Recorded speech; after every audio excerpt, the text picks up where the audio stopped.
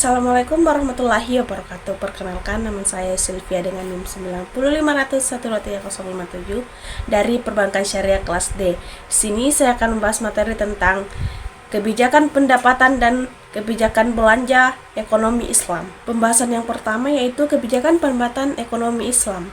Strategi pemerintah untuk memperoleh dan mengatur sumber pendapatan negara berdasarkan prinsip-prinsip syariah dengan tujuan menciptakan keadilan sosial dan kesejahteraan umat. Sumber-sumber pendapatan beragam. Sumber-sumber syariah seperti zakat, atau kekayaan, kharas atau pajak tanah, jizyah atau pajak non-Islam, ganima atau harta rampasan perang, fa'i atau harta tanpa perang, kemudian sumber daya alam dan pajak darurat jika diperlukan.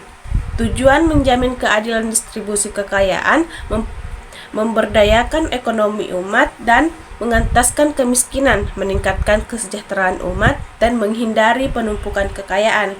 Kemudian yang kedua, mekanisme pelaksanaan melalui lembaga keuangan publik seperti Baitul Mal yang mengelola dan mendistribusikan pendapatan sesuai dengan prinsip-prinsip keadilan dan prioritas. Prinsip keadilan seperti amanah, keseimbangan, dan kepatuhan syariah. Kemudian yang ketiga, pengeluaran pemerintah dan kebijakan belanja ekonomi Islam. Pembelanjaan negara untuk kepentingan umum dan kemaslahatan umat sesuai dengan prinsip syariah bukan hanya untuk efisiensi anggaran tetapi juga keadilan sosial dan maqasid syariah. Tujuannya untuk menjamin kebutuhan dasar masyarakat, menjaga ketertiban dan keamanan, pemberdayaan ekonomi dan pembangunan infrastruktur dan menjaga kelangsungan administrasi negara. Jenis-jenis pengeluaran belanja yaitu belanja wajib atau keamanan pendidikan dasar, belanja sosial seperti yatim, janda, belanja produktif modal seperti usaha dan belanja investasi negara seperti proyek jangka panjang. Prinsip-prinsip keadilan seperti menghindari diskriminasi, amanah, transparan, akuntabel, efisien dan tidak berlebihan serta skala prioritas. Kemudian pembahasan yang keempat, penerapan kontemporer. Contohnya, alokasi dana zakat untuk bantuan sosial di Indonesia, pengelolaan dana wakaf untuk fasilitas publik di Malaysia, dan layanan kesehatan atau pendidikan gratis di Arab Saudi.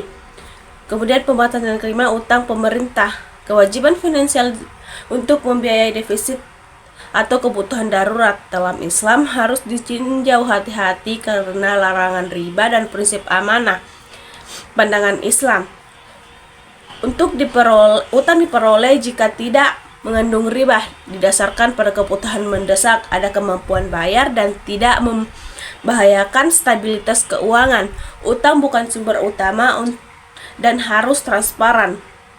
Risiko dan batasannya, utang dipandang sebagai opsi terakhir karena risiko ketergantungan asing, membebani generasi mendatang dan potensi korupsi. Alternatif syariahnya seperti sukuk syariah atau surat berharga berbasis aset, zakat dan wakaf, produktif serta kerjasama investasi negara dengan sektor swasta syariah.